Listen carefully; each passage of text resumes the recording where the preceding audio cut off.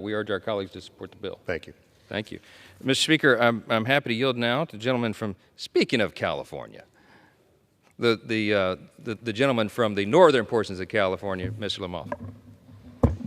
Well, thank you, Mr. Johnson from Louisiana, and also Mr. Fulcher from Idaho. I just happen to be going to speak with you about that subject on California. Now, California is a beautiful place, beautiful climate and terrain and territory. It's just its politics have gotten so upside down in the last, pick a number of years, 40 years, 50 years. On not really being there to serve the people anymore, but to serve climate agendas and other crazy agendas I won't go into here tonight. You know, I live in the rural part of California. I like to say the normal part still, in the far north, where we farm and we ranch. We still attempt to do mining in order to produce the products that city people need. And if they didn't have us around to do those, then I don't know, they want to, I guess, import all of it, which seems to be the direction here. Let's import it all from China. So, you know, one of the interesting things, I won't say funny because, well, the people watching might think it's funny because we do this ourselves, but our California Air Resource Board released a rule requiring all new cars in California that would be sold new to be zero-emission vehicles by 2035.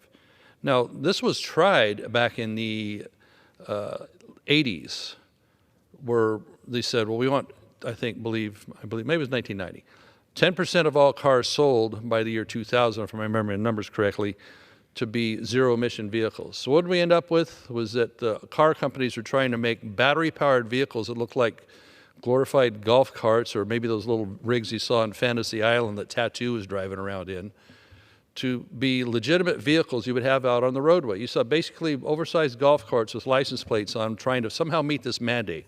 Well, CARB figured that out at the time that it wasn't going to get there, so they relented on it. But now they're not relenting. So we have this mandate, not actually passed by the legislature, signed by the governor, but made by the California Air Resources Board, which is famous around the country for being heavy-handed on truckers and off-road vehicles and everything else. So here's the funny part. Just a few days after this mandate came out, our esteemed Governor Newsom had to publicly beg electric vehicle owners to not charge their cars due to concerns of the power grid and blackouts. He told them, hey, please don't charge your cars right now because our grid is overstretched during that particular time. So you have also a few months later, when the winter came in, residents in Sierra Nevada lost power for many days due to heavy snowstorms, knocking the power out. So they couldn't heat their homes and do normal things there.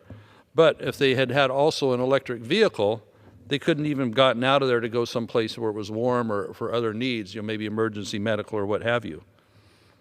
We also have rolling blackouts that are common in the state, either due to overuse and not enough power on the grid to keep things going. So the industries in California, many of them have agreements with the utilities that they'll voluntarily shut down if they're called, if the grid looks like it's going to be overtaxed at a particular point. So you have manufacturers that have to lay off their workers for the rest of the day, stop production in order to pull offline and not use power because we don't have enough of a power grid in California.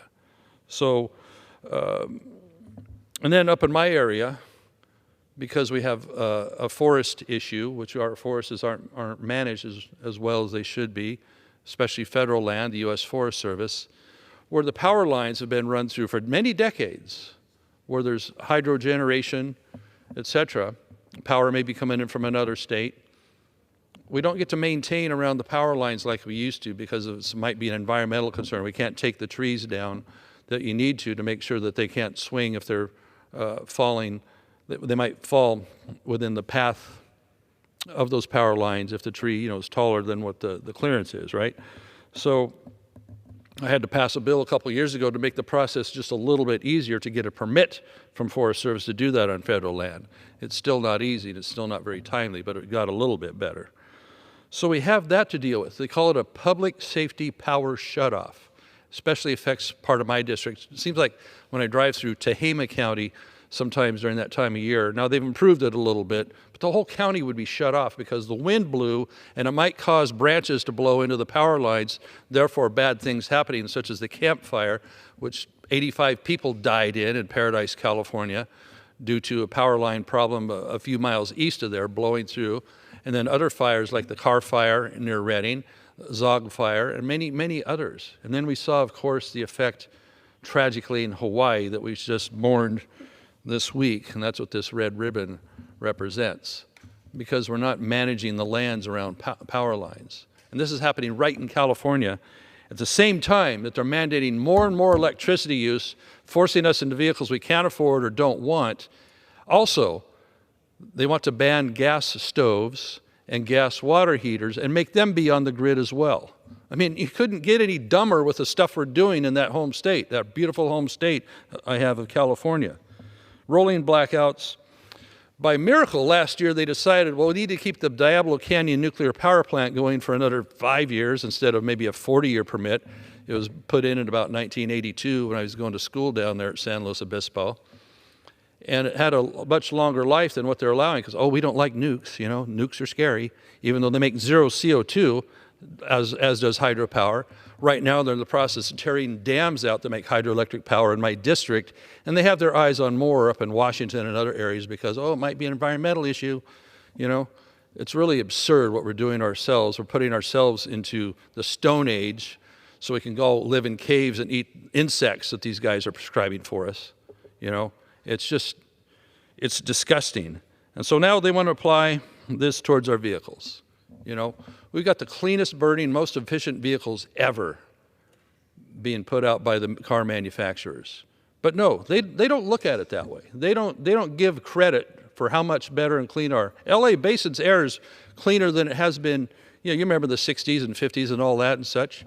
It's much cleaner now. We made so much progress on this, yet they just want to, because they have the power to or arbitrarily just think it's a feel-good policy, take these vehicles away, take car choice away from people. I remember the EPA under Andy Wheeler just a few years ago was trying to make it where people could have more affordable cars and not having this 54.5 mile per gallon mandate. Now, what does a 54.5 mile per gallon vehicle look like to you? Is that a car choice to you and that mandate was going to be fully fleshed out? I mean, most cars, you know, pretty good gas mileage cars get 30, 35, somewhere around there. A lot of others, you know, 20, 25, depending on what you want. But see, it isn't about your choice. It's about government deciding what you need or what you should have. You know, what is your neighborhood going to look like? How much do you get to travel anymore? All this massive control issues. So we have public safety power shutoffs. We have them tearing down the hydroelectric dams. And then the dams we still do have, they're requiring more and more of the water to go out in such a way that they don't even turn the turbines, but instead, oh, we want the cold water to go out to lower the temperature of the river maybe by 1 degree, and it'll be a little bit better for the fish in the river. Or we want the water to come off the top of the lake that can't go through the turbines, because we want to save that colder water for later in the season so it can be 1 degree colder downriver for the fish. I mean, it's crazy. So when this first was announced by CARB, the governor of California, we sent him a letter, and to his CARB chair, Leanne Randolph, asking him to consider alternate policies to reduce emissions that do not add additional strain to the state's energy grid or restrictions on consumer choice. You know, choice. We all like that around here, don't we? So I thank my California public colleagues for joining me on sending a unified message, and believe that this letter has helped us get a bill on the floor this week, which is known as H.R. 1435. Which the bill would prevent the U.S. EPA from issuing a waiver to California Air Resources Board in order to enact that rule the state is trying to do, without, again, legislation by the elected legislators. So, and this is what they've been using for a lot of years to put California even under a tighter scrutiny than a lot of the rest of the country, and it makes us uncompetitive in many aspects. So though 95% of vehicles on America's roads are run on internal combustion engines, they're using the acronym ICE these days, states like California are trying to pass these egregiously unrealistic emissions mandates to force American car manufacturers and others, foreign ones too, to prioritize EV manufacturing. Where are we going to mine the materials to make these? Where are we going to have the power on the grid to run them? You're going to have to change the power grid in neighborhoods to have the massive amount of transformers and the wires and the poles and the insulators and all that in order to have these charging units inside people's homes in their garages. They aren't taking that into account. It's just this la-di-da, pie-in-the-sky deal. We'll just mandate it, and it'll be great by 2035. And the idea that people just can't afford these vehicles, as many of them are sometimes $17,000 to $20,000 more for the equivalent same size, same usage type vehicle. They don't care. So a whole bunch of the country's economy would be affected by this, because probably a bunch of other states would follow California's ideas on this with this waiver that they're seeking. So it's a real market manipulation that nobody has asked for other than the do-gooders in Congress, at the state level, and others that are forcing us in many ways in our lives. They want to force us what kind of home we live in, what we eat, what we drive, and how we power our stoves and our water heaters. Now, I mentioned a little bit ago how the grid got knocked out in some of the mountainous areas after the storm there. So you think, well, at least people can go turn on their generator in order to provide some electricity and some heat in their home, perhaps. No. They want to ban gas-powered or fuel-powered generators too, okay? So I'm wondering, what are you supposed to run a generator on if you can't run it on gas or diesel or natural gas or a propane tank or something you might have nearby? What are you supposed to run it on when the power goes out? If you live in a rural area where it frequently public safety power shutoffs or fire or other things happen that knock out the grid, what are you supposed to do? They just make up the mandates, man. You know, Governor Newsom, who is maybe aspiring to be president, I warn you people across the country who are watching, don't fall for this stuff. You know, I like to joke around a little bit. I'm from California. People, don't do what we do, okay? It's going to affect your privacy. It's going to affect your freedom. It'll affect basic choices, affect your economy of your household and of your state. So we don't even nearly have the EV charging systems that it would take to have them close enough and enough of them on site. You ought to see the lines there we have. Like there's one place down in San Luis Obispo, you can see the cars just all lined up, all the Teslas and all these other folks lined up, waiting for the opportunity to plug onto one of these things for 2 hours and go about their way, about their business as they travel. You probably heard about the story. I think the guy was from Michigan. He bought, I believe, the new Ford electric truck and was going to go camping with it. Well, he made it about 1 or 2 states away and finally had to give up on it. And I think he went and bought a Dodge Cummins diesel in order to complete his family camping trip, because it was way oversold as what it could do versus what it actually do. So getting back to the bill, we don't want to empower California and perhaps up to 17 other states with this EPA waiver that they can force this stuff upon the people and take away their choices, their mobility, you know, to do what they need to do. Ask a guy with a contractor, a roofing company, or a farmer, a rancher, a miner, a logger.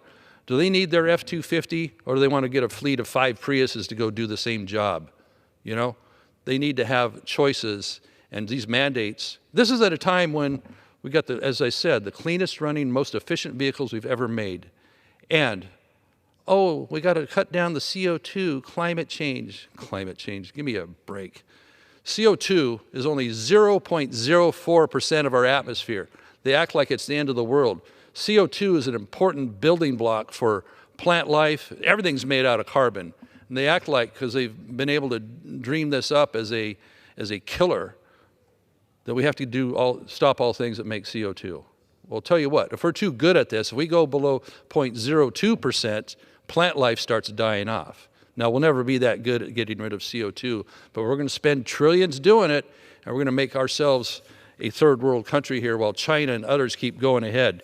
Even though I believe our Governor Newsom's running over to China for a visit to talk about climate change. Meanwhile, we have one of the worst homeless problems in the state of California, and our economy isn't that great either. And our water situation isn't that great either, as even though we were blessed with so much rain this year, we need to build water storage for people. We need to build that for our agriculture so we can supply this nation with the food it needs from California. With so many of our crops, 90+% come from California. You wouldn't have your almonds, you wouldn't have your tomatoes, you wouldn't have your pistachios, you wouldn't have many things that come from California, but we're prioritizing this nonsense of taking away people's vehicles and climate change that it gets preached on half the time around here, and every policy in this place has to be run through a climate change filter, even though it's nonsense that CO2, once again, is only 0.04% of our atmosphere, and it's not a killer because carbon is a building block of everything we live off of.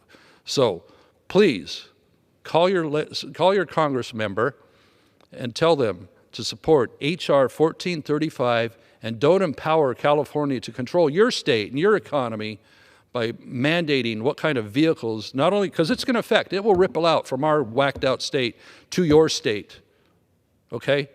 And what vehicles you're going to drive and how you're going to do business in your business. So please check that out and support the bill. Thank you for the time, Mr. Johnson. I appreciate it. Thank you, my friend. And sadly, what happens in California, that giant market out there, affects the entire country. So I appreciate you shining